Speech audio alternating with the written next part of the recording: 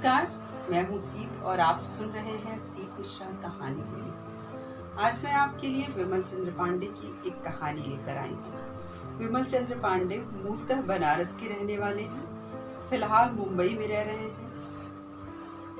विमल जी कहानियाँ लिखते हैं, कविताएं लिखते हैं और वर्तमान समय में मुंबई में रहते हुए फिल्में लिख रहे हैं, वेब सीरीज, शॉर्ट मूवीज। चलिए सुनते हैं उन्हीं की लिखी ये कहानी खून भरी मांग। उनकी आंखों में मुझे जो दिखाई देता था वो फिर मुझे कभी कहीं और नहीं दिखा। उसकी परिभाषा देना मुश्किल है, लेकिन उन्हें समझना कतई मुश्किल नहीं था।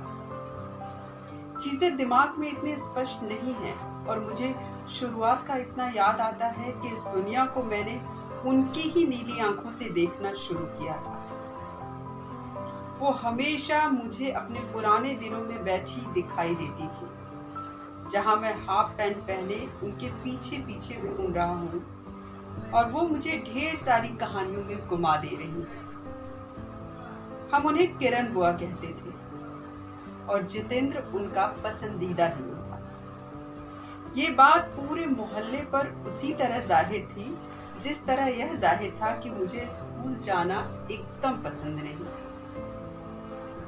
मुझे उस मासूम उम्र में एक अंधेरे हॉल में सैकड़ों जगमगाती रोशनियों के बीच पहली बार वही लेकर गई थी। सभी लोग दम साधे किसी एक चीज का इंतजार कर रहे थे, तो मैं भी करने लगा। वो मेरी उंगली थामे अंदर जाकर दाहिनी मुड़ी थी और एक सीट पर बैठ गई थी। मैं उनकी बगल वाली सीट पर बैठा था कि अचानक सामने के पर्दे पर रंगों के इंद्रधनुष उतर आए। जो संगीत बज रहा था उसकी झनकार मुझे उन रंगों के रथ पर बिठाकर दूसरी दुनिया में ले जा रही थी। मैं सिनेमा हॉल में बैठकर अपनी जिंदगी की पहली फिल्म देख रहा था। फिल्म का नाम था आखिरी रास्ता। किरण बुआ का घर हम लोगों के घर के ठीक बगल में था। उनके पिताजी नहीं थे। माँ और भाई मिलकर घर चलाते थे। उनका भाई अंडे का ठेला लगाता था और दोपहर से ही उनकी माँ एक बड़े परात में प्याज काटना शुरू कर देती थी। शाम होने पर उनका भाई अंडे के ठेले पर अंडों की ट्रे सजाता और नदेसर चौराहे की तरफ निकल जाता। उनकी माँ का पसंदीदा काम औरतों से बातचीत करना था और अपने रिश्तेदारों को कोसना था। किरण बुआ की उम्र उस समय 17 या 18 रही होगी। मैं दूसरी कक्षा में पढ़ता था और किरण बुआ के सबसे करीब था। फिल्में उनकी जान थी। वो हमारे घर से अक्सर अचार मांग कर ले जाती और कहती थी कि उनकी माँ को नहीं पता चलना चाहिए, नहीं तो वो बहुत मार खाएंगी। हमारे घर वाली सड़क के दूसरी तरफ यानी सड़क पार करने पर फिल्मिस्तान टॉकीज था, जिसमें किरण बुआ नियमित रूप से फिल्में देखने जाया करती थी। कोई भी नई फिल्म लगने पर उस दिन बहुत भीड़ होती थी, इसलिए बुआ अक्सर शुक्रवार को लगी फिल्म को देखने के लिए सोमवार या मंगलवार का दिन चुनती थी। मैं हमेशा उनके साथ होता था। मैं एक छोटा बच्चा था और छोटे बच्चे इस बात की अघोषित गारंटी लेते थे कि उनके होते कोई अनैतिक कार्य नहीं किया जा सकेगा। पहली बार के बाद मैंने किरण बुआ के साथ हर हफ्ते एक के हिसाब से एक साल में इतनी फिल्में देख ली कि मेरे दोस्त मुझसे ईर्ष्या करने लगे। कटिंग मेमोरियल के उस बड़े से मैदान में जब आधी छुट्टी में सभी दोस्त पकड़ा पकड़ी और विषअमृत खेलते, मैं 4-5 लड़के लड़कियों से घिरा किसी नई फिल्म की कहानी सुना रहा होता। फिल्मों की कहानियां सुनाने की कला मैंने उनसे ही सीखी थी। फिल्में देखना उनका नशा है, ये बात मोहल्ले में सबको पता थी और इससे किसी को कोई ऐतराज भी नहीं था। ये ऐसा समय था जब लोगों को कम ऐतराज हुआ करता था। और दिलों में प्यार ज्यादा हुआ करता था। मैं धीरे धीरे उनका राजदार और साथी बन गया। खुद गर्ज देखते वक्त जब वो मुझे बिठाकर कुछ देर के लिए गायब हुई तो मुझे लगा कि वो बाथरूम गई होंगी, लेकिन जब वो 15-20 मिनट बाद आई तो थोड़ी घबराई और अस्त व्यस्त सी लगी। फिर इसके बाद ये नियम ही बन गया। वो हर फिल्म में मुझे बिठाकर कहीं गायब हो जाती। उनके जाने और आने के बीच का अंतराल लगातार बढ़ता गया। पहले वो 15-20 मिनटों में वापस आ जाती थी, फिर एक घंटे तक के लिए गायब रहने लगी। मैं कुछ पूछता तो उदास हो जाती। जब ऐसा उन्होंने जितेंद्र और रेखा की एक फिल्म में किया तो मुझे कुछ शक हुआ। जितेंद्र उनका आराध्य था और रेखा उनके लिए धरती पर किसी चमत्कार जैसी थी। उनकी जिंदगी की सबसे बड़ी इच्छा थी कि जितेंद्र और रेखा की शादी हो जाए। मैं उनके उठने के 10 मिनट बाद उठा और बाथरूम के पास चला गया। मुझे बाथरूम के पीछे वाली दीवार से कुछ आवाज आई तो मैं उधर ही चला गया। मैंने देखा हमारे मोहल्ले का हसन, जो हॉल में टिकट चेक करता था, किरण बुआ को दीवार पर लगाए उनके होठों को चूम रहा था। किरण बुआ उसका सिर सहला रही थी। थोड़ी देर बाद किरण बुआ ने उसे पीछे धकेला तो वो हंसने लगा। कहाँ जाएंगे? किरण बुआ ने पूछा। कहीं भी, जहाँ भी सिनेमा हॉल होगा। हमारी नौकरी लगी जाएगी, जितना पैसा मिलेगा उतने में हम खाना खा लेंगे और तुम पिक्चर देख लो। हसन ने बुआ का हाथ पकड़ते हुए कहा। बुआ ने उसकी हथेलियों को अपने चेहरे से सटाते हुए कहा, कितना अच्छा लगता है ना। हमको खाना 3-4 दिन पे भी मिले तो हम काम चला लेंगे। बस तुम नौकरी यही करना कि हम लोग खूब पिक्चर देख सकें। हसन ने उन्हें बाहों में भर लिया और यही पल था जब उनकी नजर मुझ पर पड़ी। वो झटके से बुआ को से अलग हो गया। राजू, चलो पिक्चर देखो यार, उसने मुझसे कहा। बुआ की नजर मुझसे मिली और वो चुपचाप हॉल में घुस गई। मुझे अचानक लगा कि मैं बहुत बड़ा हो गया हूँ और एकदम से अवांछित थी। उसी पल मेरे मन में तमन्ना की कि मुझे कभी बड़ा नहीं होना था। क्या फायदा ऐसा बड़ा होने का कि लोग आपसे डर जाएं। मैं बुआ को खुश देखकर खुश था, लेकिन मुझे देखकर उनके चेहरे पर जो डर उभरा था उसने फिल्म देखने का पूरा मजा किरकिरा कर दिया। रास्ते भर बुआ ने मुझसे कोई बात नहीं की। लौटते वक्त हम फिल्मों के नशे में लौटते थे और गाने और कलाकारों की तारीफें करते हुए घर पहुंचते थे, लेकिन उस दिन हम दोनों खामोश रहे। मुझे रात भर नींद नहीं आई और डर सताता रहा कि अब बुआ मेरे बिना फिल्में देखने चली जाया करेंगी तो मेरा क्या होगा। अगले दिन बुआ ने मुझे नीचे मैदान में खेलते हुए बुलाया और कहा कि वो उस लड़के से प्यार करती है जैसे जितेंद्र रेखा से करता है और उससे शादी करने के लिए वो किसी भी हद तक जा सकती है। वो फिल्मों के संवादों में बात कर रही थी और ये सुनना मुझे बहुत अच्छा लग रहा था।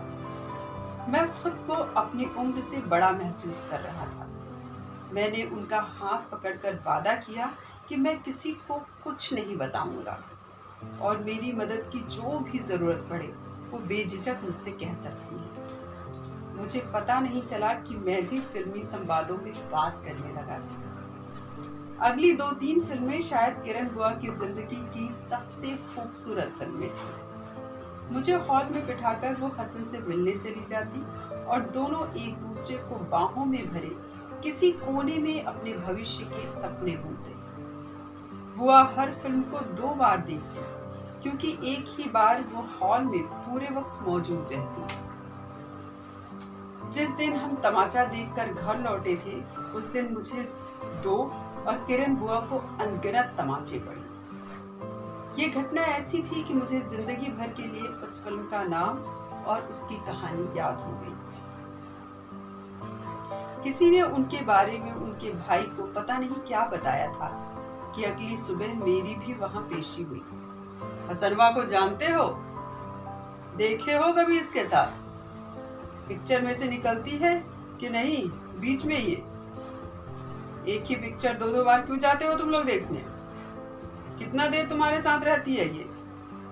किरण बुआ के भाई के पास अनगिनत सवाल थे। मैंने सबके जवाब में सिर्फ यही कहा कि जो फिल्म मुझे अच्छी लग जाती है उसे दोबारा देखने के लिए मैं किरण बुआ से जिद करता हूँ और किरण बुआ पूरी फिल्म भर मेरे ही साथ रहती हैं। मेरी बात का विश्वास नहीं किया गया और किरण बुआ ने कुछ कहने के लिए मुंह खोला ही था कि उनके भैया उन्हें लातों से पीटने लगे। साली कटुए के चक्कर में इज्जत डुबाएगी हमारी, हरामजादी। किरण बुआ की माँ भी अपने बेटे को किरण बुआ को मारने के लिए उकसा रही थी। मैं रोने लगा और उन्हें रोकने की कोशिश की तो उन्होंने मुझे धक्का दिया जिससे मेरा सिर वहीं रखी लोहे की कुर्सी से टकराया और मैं रोता हुआ घर वापस चला आया। घर आकर मैंने पापा को सब कुछ बताया और किरण बुआ को बचाने को कहा तो उन्होंने मुझे 2 तमाचे मारे और कहा कि मैं अपनी खैर चाहता हूं तो उनके घर की ओर देखूं भी नहीं। इसके बाद सब कुछ बहुत जल्दी हुआ।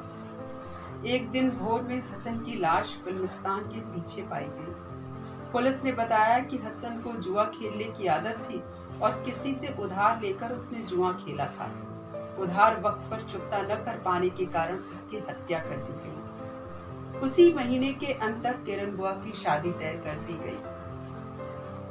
बुआ सिर्फ बालकनी पर कभी कभी दिखाई देती थी। उनकी आंखें हमेशा सुजी रहती और वो न जाने कहां देखा करती। बहुत कोशिश के बावजूद मेरी आंखों से उनकी आंखें मिलती नहीं थी। उनकी शादी में मैं नई कमीज पहन कर गया था। मैंने 6 गुलाब जामुन भी खाए थे। वो विदाई के समय इतना रोई कि पूरा मोहल्ला वीरान लगने लगा। डोली में बैठने से पहले वो मेरे गले लग के भी खूब रोई। उनके जाने के बाद मोहल्ला सूना हो गया। मैं स्कूल से आते वक्त नई नई फिल्मों के पोस्टर देखता और उन्हें देखने के लिए तड़पता, लेकिन मुझे फिल्में कौन दिखाता। पापा से कहता तो वो कहते मैं फिल्में समझने लायक हो जाऊं तब वो दिखाने ले चले। एक दिन मैं स्कूल से लौट कर आ रहा था। रास्ते में लगे खून भरी मांग के पोस्टर जो मुझे एक हफ्ते से परेशान कर रहे थे। मैं किरण बुआ को याद करता आ रहा था कि रेखा की फिल्म उन्होंने मुझे पहले ही दिन दिखा दी होती। फिल्म मारधाड़ वाली लग रही थी और मुझे किरण बुआ की रोमांटिक फिल्मों की तुलना में ऐसी फिल्में ज्यादा पसंद आती थी। पोस्टर घर लौटते तक मेरे दिमाग में छा चुका था। राकेश रोशन की प्रस्तुति खून भरी मांग, संगीत राजेश रोशन, गीत इंदिवर। मैं पागलों की तरह सोच रहा था कि कैसे देखूंगा ये फिल्म। मेरे दिमाग में पोस्टर के आधार पर 50 कहानियां दौड़ रही थी। जब मैं घर पहुंचा तो खुशी से मेरी किलकारी फूट पड़ी। किरण बुआ मेरे घर में बैठी माँ से बातें कर रही थी। मैंने अपना बस्ता फेंका और दौड़कर उनसे लिपट गया। वो मेरे सिर पर हाथ फिराने लगी। कैसे हो राजू? उनकी आवाज सिर्फ 2-2.5 महीनों में ही एकदम बदल गई थी। पहचान में नहीं आ रही थी। एकदम टूटी हुई आवाज, बिखरी सी, जैसे रात भर टपकती ओस में भीग कर नम हो गई हो और कहीं कोई धूप ना हो। मैं उनसे जोर से लिपट गया। वो जाने लगी तो मेरी आंखें भर आईं। उन्होंने मेरा माथा सहलाया। आदमी हो के रो रहे हो? आदमी बहुत ताकतवर होता है, रो मत। शाम को बरामदे में मिलेंगे। बरामदा एक तरह से हमारे मोहल्ले की चौपाल था, जहां औरतें और बच्चे शाम को बैठ अपनी अपनी दुखों की गठरी खोलकर आपस में साझा किया करते थे। शाम को जब पापा आ गए और मैंने होमवर्क उन्हें दिखा लिया तो बरामदे में जाने के लिए निकलने लगा। माँ ने पापा से कुछ कहा जिसमें मुझे इतना ही समझ में आया कि किरण बुआ के ससुराल वाले बजाज चेतक मांग रही हैं और उन्हें यहाँ मार पीट कर वापस ये कहकर भेज दिया गया है कि वापस तभी आए जब उनका भाई बजाज चेतक खरीदकर वहां पहुंचा दे। मैं इस बात का मतलब ठीक से नहीं समझा, और जितना समझा उसमें मुझे यही लगा कि मार खाना कोई बड़ी बात नहीं, और चेतक खरीद कर जितने दिन नहीं दिया जाएगा उतने दिन मैं किरण बुआ के साथ रह सकूंगा। जब मैं बरामदे में पहुंचा तो बुआ बैठी एक पत्रिका पढ़ रही थी। मैंने उन दिनों की अपनी सबसे बड़ी समस्या उनसे साझा की। खून भरी मांग जरूर बहुत शानदार फिल्म होगी और हमें उसे देखना चाहिए। मैं उनके आने का कैसे भी फायदा उठा लेना चाहता था। वो एक बिना चीनी की मुस्कुराहट मुस्कुराई और मेरा हाथ पकड़कर मुझे अपने पास बिठा लिया। मैंने तो देख लिया। मेरा चेहरा बुझ गया। उन्होंने मेरी ठुड्डी उठाते हुए कहा, कहानी सुनोगे? हाँ हाँ सुनाइए। मैं उत्साहित हो गया। उनसे कहानी सुनना किसी फिल्म को देखने से कम नहीं था। वो एक एक डायलॉग बोलकर फिल्मों की कहानियां 2-2 घंटे फिल्म बहुत अच्छी हुई तो 2-3 दिन में सुनाती थी। उनके फिल्म सुनाने की बात सुनकर पास खेल रहे मेरे एकाध दोस्त और खिसक आए। आखिर किरण बुआ बहुत दिनों बाद किसी फिल्म की कहानी सुनाने जा रही थी। इसके पहले जब मैंने उनसे जितेंद्र की फिल्म मजाल सुनी थी तो उसका असर इतना तगड़ा था कि इत्तेफाकन उसे कुछ महीनों बाद हॉल में देखा तो किरण बुआ की सुनाई हुई फिल्म ज्यादा अच्छी लगी। बुआ की कहानी में जिस तरह से जितेंद्र ने काम किया था वैसा काम न फिल्म में उसने किया और न ही श्रीदेवी या जयाप्रदा उतनी सुंदर लगी जितनी बुआ की कहानी में लगी थी। बुआ की आवाज की उदासी बरकरार थी। कहानी में शुरू में वो ऊर्जा महसूस नहीं हुई, लेकिन जैसे ही कहानी ने 10 मिनट का सफर तय किया, किरण बुआ की न जाने कहां खो गई ऊर्जा वापस आने लगी। फिर एक दिन सुंदर वाली रेखा अपने पति से कहती है कि मुझे अपनी जायदाद में दूसरा हिस्सेदार नहीं चाहिए। ये कहती हुई बुआ उठ खड़ी हुई। इसके बाद बेचारी जो गरीब वाली रेखा है उसको मारने के लिए सुंदर वाली घमंडी रेखा गुंडा भेजती है। टिन टिन टिन टिन टैन टैन। किरण बुआ पूरी तरह फॉर्म में आ चुकी थी और जब रेखा को मारने के लिए पहुंचे गुंडे उस पर हमला करने लगे तो उन्होंने बकायदा हाथ पांव चलाकर पहले की तरह पूरी फिल्म उपस्थित कर दी। हंसी वाले मौकों पर उनकी आवाज, उनकी आंखें, उनका पूरा शरीर हंसने लगता और भावुक पलों पर पूरा मोहल्ला भावुक हो जाता। कहानी कुछ यूं थी कि एक अमीर बाप की 2 बेटियां थीं, जिनमें एक सुंदर, दूसरी कुरूप थी। सुंदर वाली बहुत घमंडी और कुरूप वाली बहुत आज्ञाकारी थी। रेखा का इसमें डबल रोल था। बाप के मरने के बाद सुंदर वाली अपने मन से शादी कर लेती है और कुरूप वाली को अपनी मर्जी से शादी नहीं करने देती। कुरूप रेखा राकेश रोशन से प्यार करती है, सुंदर वाली रेखा उसे मरवा देती है। सुंदर वाली रेखा कुरूप वाली रेखा से घर के सारे काम करवाती है और उसे बहुत मारती है। एक दिन उसे लगता है कि कहीं कुरूप वाली रेखा उसकी जायदाद में हिस्सा न मांग ले, इसलिए वो अपने पति कबीर बेदी से एक ऐसी मांग करती है जिसे सुनकर वो घबरा जाता है। वो उससे मांग करती है कि वो इसकी बहन को मार डाले। उसकी खून से भरी ये मांग सुनकर उसका पति डर जाता है, लेकिन अपनी पत्नी की ये खून भरी मांग पूरी करनी पड़ती है उसे। वो उसकी हत्या कर देता है। कहानी के अंत के बारे में किरण बुआ हम बच्चों को संतुष्ट नहीं कर पाई। उन्होंने बताया कि कुरूप वाली रेखा के मरने के बाद उसका घोड़ा उसी तरह उसकी मौत का बदला लेता है जैसी तेरी मेहरबानियां में कुत्ते ने लिया था। हम बच्चे अंत से खुश नहीं थे, लेकिन फिल्म हमें बहुत पसंद आई थी। पूरी फिल्म सुनाने में किरण बुआ ने 2 घंटे लिए और फिल्म खत्म होने के कुछ ही देर बाद जब वो गली में गोलगप्पे वाले को रोककर गोलगप्पे खाने वाली थी कि उनकी माँ ने उन्हें आवाज दी और वो चली गई। ये हमारी आखिरी मुलाकात थी। इसके कुछ ही महीनों बाद पापा ने उसी शहर के दूसरे मोहल्ले में जमीन खरीदकर 2 कमरे बनवा लिए और हम लोग किराए का वो कमरा छोड़कर वहां शिफ्ट हो गए। मैं 6वीं क्लास में आ गया था और अपने दोस्तों के बीच रमने लगा था। माँ बीच बीच में अपने पुराने पड़ोसियों से मिलने पुराने मोहल्ले कभी कभी जाती रहती थी। एक दिन उन्होंने वहां से लौटकर बताया कि किरण आई है और तुझे पूछ रही है। मैं 8वीं में चला गया था। माँ ने पापा से रोते हुए बताया कि बेचारी इतनी हंसमुख लड़की सिर्फ हड्डियों का ढांचा भर रह गई है। मैंने सोचा कि मैं किसी दिन उनसे मिलने जरूर जाऊंगा। मैं 9वीं क्लास में चला गया था जब माँ ने एक दिन लौटकर बताया कि किरण की अपने ससुराल में खाना बनाते समय जलने से मौत हो गई। मैं सन्न रह गया। माँ पापा से बता रही थी कि स्कूटर देने के बाद से ही उसके ससुराल वाले सोने की चेन की मांग कर रहे थे। पिछली बार किरण ने रोते हुए उन्हें बताया कि अगर उनकी मांग पूरी नहीं की गई तो वे लोग उसे मार डालेंगे। मुझसे और नहीं सुना गया। मैं वहां से हट गया। मुझे रुलाई भी आई लेकिन मैं उसे दबा ले गया। जब मैं 12वीं पास कर चुका था और बीएससी के कठिन मैथ्स और फिजिक्स से जूझने लगा था, उन्हीं दिनों एक बदहवास से दिन दूरदर्शन पर शाम को खून भरी मांग आने लगी।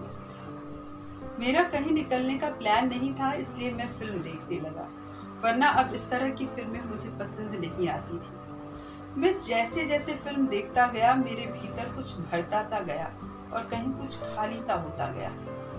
फिल्म खत्म होने तक मैं पूरी तरह से एकदम भर कर खाली हो चुका था। न फिल्म में रेखा का डबल रोल था, न उसमें खून से भरी कोई मांग थी जिसे किसी को पूरा करने के लिए किसी का खून करना पड़े। मैं खुद को जज्ब करने की कोशिश में अचानक हिचकियां लेने लगा। माँ दूसरे कमरे से आ गई। क्या हुआ, क्यों रो रहे हो? माँ ने पूछा। नहीं, मैंने आंखें पोंछते हुए कहा। उसे मार डाला। मैंने बात संभालने की कोशिश की। किसे? माँ घबरा गई। उन्होंने टीवी देखा। टीवी पर रेखा अपनी हत्या की कोशिश करने वाले कबीर बेदी को बुरी तरह मार रही थी। रेखा को? मैंने कुछ शर्मिंदा होकर सामान्य होना चाहा। बेवकूफ हो क्या? रेखा जिंदा है, वही तो बदला ले रही है पिक्चर का। तुम्हारा कीड़ा ना। माँ बड़बड़ाती हुई बाहर चली गई। मैंने छत की ओर देखा और एक लंबी सांस लेने की कोशिश की। एक छिपकली छत पर थी और एक सीने में आकर फंस गई थी।